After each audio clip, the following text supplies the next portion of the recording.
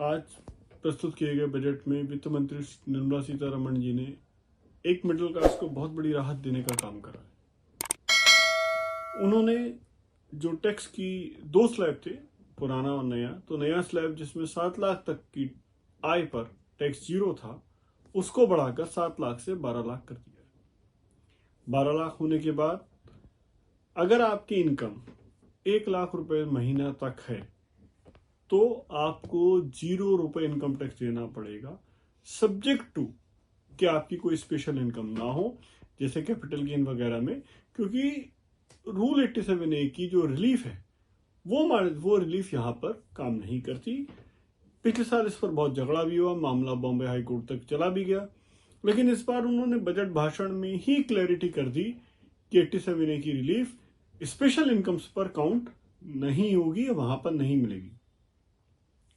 अगर आपकी इनकम 12 लाख से ज्यादा है, लेट्स से आपकी इनकम 20 लाख रुपए है, तो आपकी जो टैक्स छूट है 0 से 4 लाख तक 0, 4 से 8 लाख तक 5% यानी 20,000, 8 से 12 10% यानी 40,000। तो अगर आपकी इनकम शुरू भी हो गई तो आपका जो मीटर चालू होता है वो मिनिमम 60,000 रुपए टैक्स से शुरू होगा।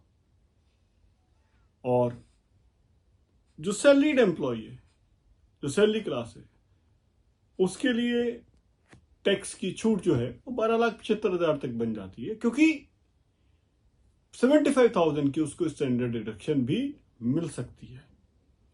और सीनियर सिटीजन का ख्याल रखते हुए जो इंटरेस्ट पे टीडीएस की जो लिमिट थी 50,000 वो बढ़ाकर 1 लाख कर दी गई, तो यानी 1 लाख तक पर उसका टीडीएस भी नहीं कटेगा। और एक मिडिल क्लास के लिए एक और रिलीफ की बात यह है कि पहले एक घर पर, एक मकान पर नोशनल इनकम जो सेल्फ ऑक्यूपाइड था वो 0 थी, अब उसको बढ़ाकर 2 मकान तक कर दी गया, यानी 2 हाउस प्रॉपर्टी पर आपके सेल्फ ऑक्यूपाइड है तो टैक्स नहीं है। तो इस वजह से ये बजट मिडिल क्लास के फेवर का बजट है और एक अच्छा बैलेंस बजट है।